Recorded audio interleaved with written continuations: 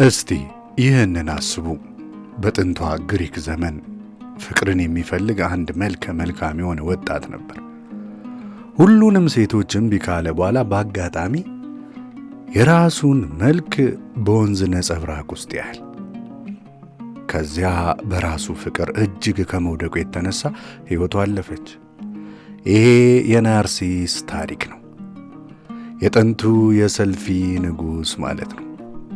የአሁኑ ሰልፊ ግን ዋናው ነገር ይህ አይደለም። ይሄ የጥንት ተረት ከምንጊዜውም በላይ ዛሬ ላይ እጅግ በጣም ጠቃሚ ሆኗል። ለኢንስታግራም ኢንፍሉዌንሰሮች እስከ ስልጣን ጥመኛ መሪዎች ድረስ ናርሲሲዝም ወይም ከልክ ያለፈ ራስን መውደድ በየቦታው ቡክ በደንብ እየታየ ነው። እሺ ምንድነው ነገሩ? ዝም ብሎ ውዳሴ ከንቱነትስ ምንድነው? ወይስ የባህሪ ጉዳይ ወይ ደግሞ ከዚህ የጠለቀና ወደ ውስጥ የሚታይ ነገር ይኖር ይሆን? አብራችሁን ቆዩ። ምክንያቱም ዛሬ በደንብ አድርገን እንፈትሸዋለን። የቅርብ ጊዜ ጥናቶችን ከሃርቫርድ፣ ስታንፎርድ የተለያዩ ሳይኮሎጂካል ጥናቶችንም አካተናል። ስለ ተረቱ፣ ስለ ስነ ልቦናውና ስለ አንዳንድ አዳዲስ የሆኑ አስደንጋጭ የጥናት ውጤቶች እንወያያለን። እነዚህ ጥናቶች በ2017 ዓ.ም በኢትዮጵያ ስላለው የናርሲዝም ያለንን አመለካከት እንደገና ቆም ብለን እንድናጤን ያደርጉናል። መልካም ቆይታ።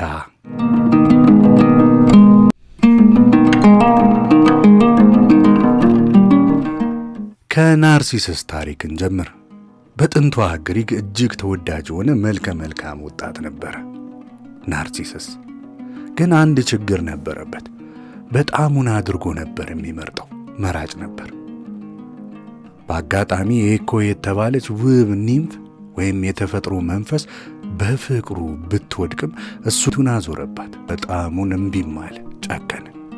አንድ ቀን በአጋጣሚ የወንዝ ዳር ላይ ሄዶ የራሱን መልክ በውሃ ላይ ሲመለከት ልክ ራሱን ካየው በኋላ በራሱ ውበት ተማረከ፣ ራሱን አፈቀረው። ዓይኑን ከነጸብራቁ ላይ ማንሳት አቃተው። ምግብና ውሃን ትቶ በራሱ መልክ ብቻ ውስጥ ተመስጦ ቀረ። በመጨረሻም በዚያው ደርቆ ሞተ። በሞተበት ቦታ አንዲት ውብ አበባ በቀለች። እስከ ዛሬም ድረስ ናርሲስስ የእሱን ስም ያዘች ይባላል። እንዴ በውሃ ነው ራሱን ያየው ብላችሁ እንዳትሉ፣ ያኔ መስታወት አልነበረም። በነገራችን ላይ እኛም ሀገር እኮ እስከ ቅርብ ጊዜ መስታወት አልነበረም። ኧረ እንደውም ገጠር መስታወት የፊት ማያ መሸጥ ትልቅ ቢዝነስ ነበር፣ አሁንም ነው። እና ወደ ታሪኩን ቀጥል። ይህ ታሪክ ዝም ብሎ አሳዛኝ ክስተት አልነበረም። ከልክ ያለፈ ራስን መውደድ ወይም ራስ ተኮርነት ምን ያህል አደገኛ እንደሆነ የሚያስጠነቅቅ ነበር። እና ምን መሰላችሁ?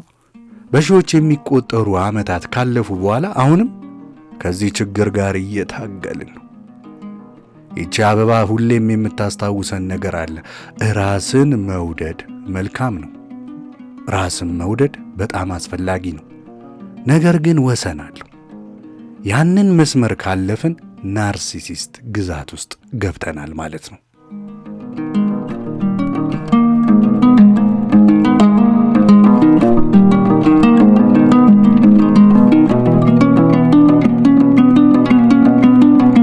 እንግዲያውስ ናርሲሲዝም ማለት ዝም ብሎ ፎቶ ሰልፊ ማንሳት ወይም መስታወት ፊት ራስን፣ ጡንቻን፣ ፊትን ማየት ማሳየት ብቻም አይደለም። የስነ ልቦና ባህሪ ነው። አንዳንዴ ደግሞ ሙሉ በሙሉ የአእምሮ መታወክ ዲስኦርደር ሊሆንም ይችላል። የስነ ልቦና ባለሙያዎች በሁለት ዋና ዋና አይነት ይከፍሉታል። አንደኛው ግራንዲዮስ ወይም ታላቅነት የሚሰማው ሲሆን፣ ሁለተኛው ቨልነረብል ስሱ፣ ተጋላጭ፣ ተጠቂነት የሚሰማው ናርሲሲዝም አለ ይላሉ። ግራንዲዮስ ናርሲሲዝም እነማን ናቸው ብለን ስንጠይቅ እነርሱ ድምፀ ከፍተኞቹ፣ የሰውን ትኩረት ፈላጊዎቹ አይነቶች ናቸው። አስቡት፣ ማራኪ ፖለቲከኞችን፣ ዝነኛ ዋና ሥራ አስፈጻሚዎችን ወይም ያንን ሚሊየንስ እኔ እኮ ይሄን ያህል ሚሊየን ፎሎወር አለኝ ምናምን የሚል ተከታታይ ያለውን ኢንፍሉዌንሰር ስልጣን፣ ዝና፣ ይሄ ጭብጨባ የሚፈልጉትን ይሁኝ የሚሉትን ካሜራ ባለበት ምናምን እነሱ ማለት ቨልነረብል ወይም ስሱ ናርሲሲስቶች ግን ጸጥ ያሉ ናቸው። ይገባኛል ባይነት ይሰማቸዋል። ነገር ግን ሲተቹ በጣሙን ዲፌንሲቭ ይከላከላሉ ወይም በቀላሉ ስብር ይላሉ። ሁሉንም አይነቶች ግን አንድ የሚያመሳስላቸው ነገር አለ። ከልክ ያለፈ የተጋነነ የእኔነት ስሜት። እኔ ነው የሚላቸው ውስጣቸው። እስኪ ቁጥሮችን እንይ። ከአጠቃላይ ማህበረሰቦቻችን ውስጥ የሰው ልጅ ውስጥ ከ1 እስከ 2% የሚሆኑት ናርሲሲስቲክ ፐርሰናሊቲ ዲስኦርደር አለባቸው ይላል ጥናቶች። ይህ ከባድ የናርሲሲዝም አይነት ሲሆን እነዚህ ባህሪያት የራሳቸውንና የሌሎችን ሕይወት የሚያበላሹበት ደረጃ ላይ ደርሰዋል ማለት ነው። በወጣትነት ጊዜ የሚታይ ራስ ተኮርነት ብዙውን ጊዜ የእድገት አካል ነው። በአሜሪካ የሥነ አእምሮ ሕክምና ማኅበር መሠረት የዚህ ዲስኦርደር የተጋነነ የራስ ምስል፣ የሌሎችን ስሜት ኢምፓቲ ጭራሽ ያለመረዳት አለመቻል፣ ኢምፓቲ እጦት እና የማያቋርጥ የመደነቅ የጭብጨባ ፍላጎትን ያካትታል ይላል። አስቡት፣ አንድ ሰው ሁሉንም ነገሮች ቤተሰቡን ምንም ጨምሮ ለራሱ ይጎ እንደ መደገፊያነት መጠቀሚያነት ሲማግደው ወይም ስህተት መሆኑን መቀበል ስለማይችል ማንኛውንም አስተያየት ፊድባክ መቀበል የማይቀበል ይህ ተግባር በሚታየው በዚህ ዲስኦርደሩ ባለባቸው ሰዎች ውስጥ ነው። ቆይ አሁንም ቶሎ ብላችሁ ያንን የሚያበሳጫችሁን ጓደኛችሁን፣ የሥራ ባልደረባ፣ አለቃችሁ ምናምን መጥቶ ፊት ለፊት በራሱ የሚተማመን ሰው ሁሉ ናርሲሲስት አይደለም። በነገራችን ላይ አንዳንዶች ስልጣን ወይም ዝናን የሚፈልጉት ለውጥ ለማምጣት እንጂ የራሳቸውን ኢጎ ለማሳደግም አይደለም። ነገሮች የሚበላሹት ራስን መውደድ ወደ ራስ ወዳድነት ሲቀየር ነው። ራስን መውደድ ልክ ወደ ራስ ወዳድነት ሲቀየር ናርሲሲስቲክ ጸባዩ ብቅ ይላል።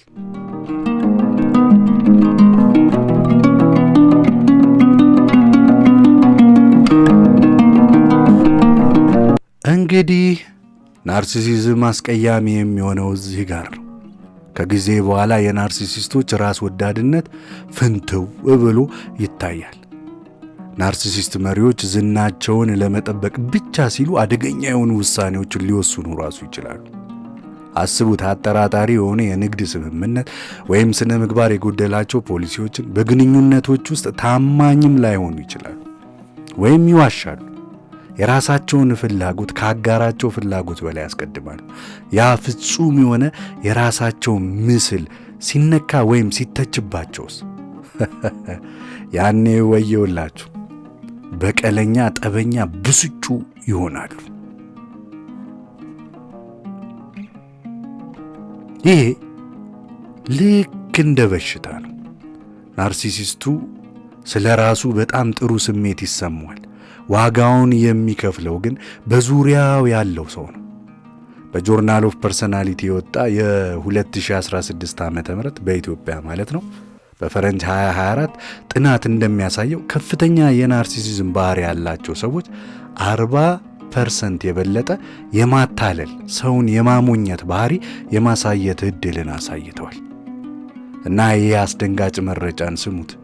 ዘ ሊደርሺፕ ኳሊቲ በተባለ መጽሔት በ2024 በወጣ ትንታኔ መሠረት ናርሲሲስት የሆነ ዋና ሥራ አስፈጻሚ ያላቸው ካምፓኒዎች ወይም በኮርፖሬት ማጭበርበር የመዘፈቅ ዕድላቸው ከ20% በላይ አድጎ ተገኝቷል።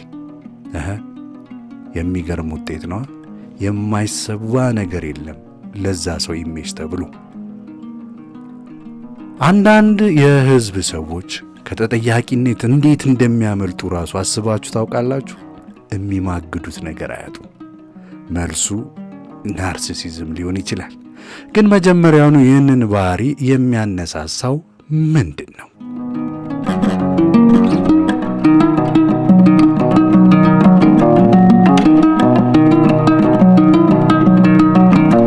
እሺ ናርሲሲስት እንዲሆኑ የሚያደርገው ምንድነው ካልን የተፈጥሮና ያስተዳደግ ውጤት ነው መልሱ።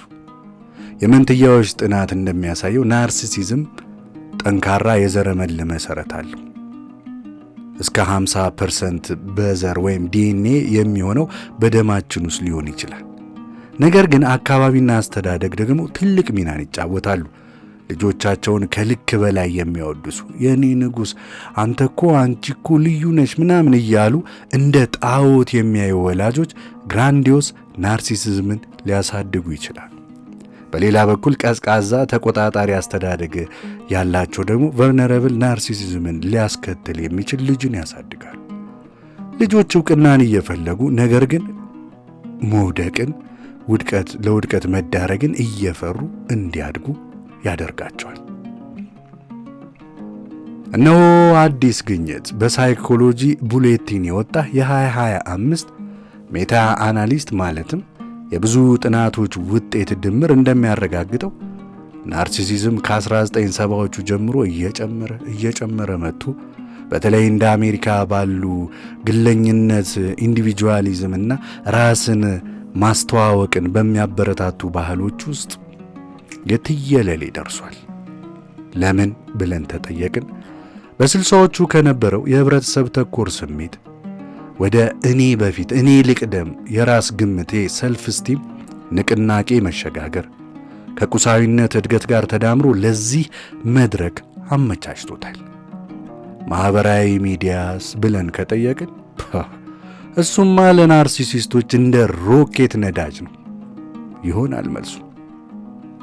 ከስታንፎርድ ዩኒቨርሲቲ የወጣ የ2024 ጥናት እንደሚያመለክተው ከሆነ የማህበራዊ ሚዲያን አዘውትረው የሚጠቀሙ ሰዎች በናርሲሲዝም ባህሪ መለኪያ ከ25% በላይ ከፍ ያለ ውጤትን አስመዝግበዋል። ማህበራዊ ሚዲያ ብቻውን ናርሲሲዝምን አይፈጥርም። ነገር ግን ናርሲሲስቶች ላይክና ተከታይ እንዲያሳድዱ መድረክን ይሰጣቸዋል። እንደ ማጉያ ሆኖ ያገለግላቸዋል። አስቡት እስኪ እያንዳንዱ የኢንስታግራም ስቶሪ፣ እያንዳንዱ ቫይራል የሆነ የቲክቶክ ቪዲዮ እዩኝ ለማለት እድል ነው። አብዛኛዎቻችን ጉዳት የሌለው መዝናኛ ነው ለአብዛኞቻችን። ለናርሲሲስቶች ግን የህይወታቸው ደም ስር ነው። ፖስተው ስንት ላይክ እንዳገኙ፣ ስንት ኮመንት፣ ስንት ቪው እንዳየ ቁጭ ብለው ነው የሚለኩት።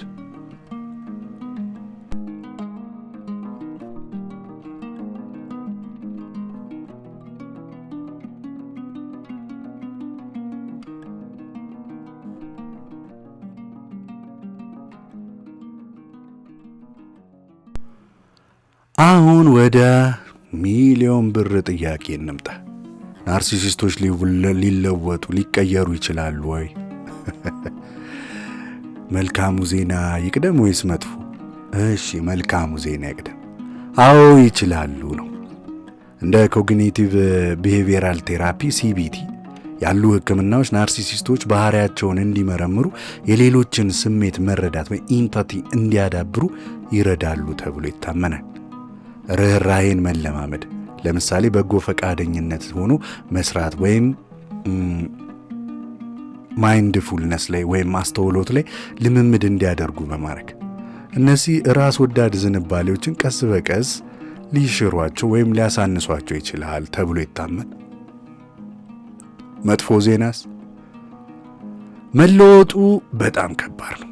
ናርሲሲስቶች ራሳቸውን ጥሩ ባልሆነ መነጽር ማየትን ይጠላሉ። በራስ ማሻሻል ሂደት ውስጥ መጽናናትም ለእነሱ ትልቅ ፈተና ነው የሚሆንባቸው። እነሆ ሌላ አዲስ ግንዛቤ። ከአሜሪካ የሥነ ልቦና ማህበር የወጣው የ2025 ጥናት የአሁኑ ዓመት እንዳመለከተው የቡድን ህክምና ግሩፕ ቴራፒ ናርሲሲስቶችን ከእኩዮቻቸው ግልጽ አስተያየት እንዲያገኙ ሁኔታዎች ሲመቻች በአንድ ዓመት ውስጥ ግራንዲዮስ ታላቁ የናርሲሲስቲክ ባህሪ በ15% ሊቀንስ ይችላል ይላል። ሙሉ ፈውስ ባይሆንም ትልቅ መሻሻል ነው። ዋናው ቁልፍ ነገር እነሱ ስለ ራሳቸው እንደሚያስቡት ያህል ስለ ሌሎች እንዲያስቡ ማድረግ መቻል ነው።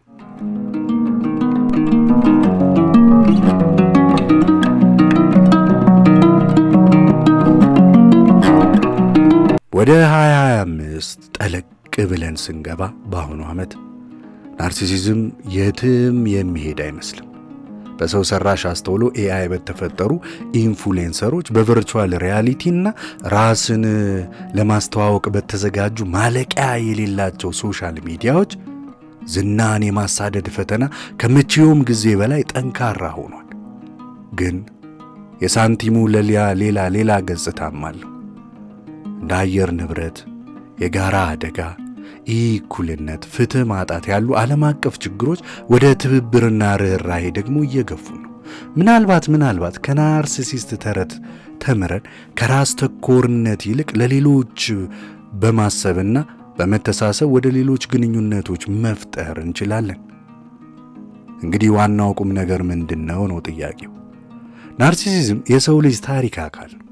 ከጥንት ተረቶች እስከ ዘመናዊ የማህበራዊ ሚዲያ ገጾች ድረስ ቁም ነገሩ በራስ መተማመንን ወይም ምኞትን ማጥላላት አይደለም፣ ሚዛን መጠበቅ ነው። ራሳችንን እንውደድ፣ ነገር ግን በራሳችን ነጸብራቅ ውስጥ አንስመጥ ነው ጨዋታው። እናንተስ ምን ትላላችሁ?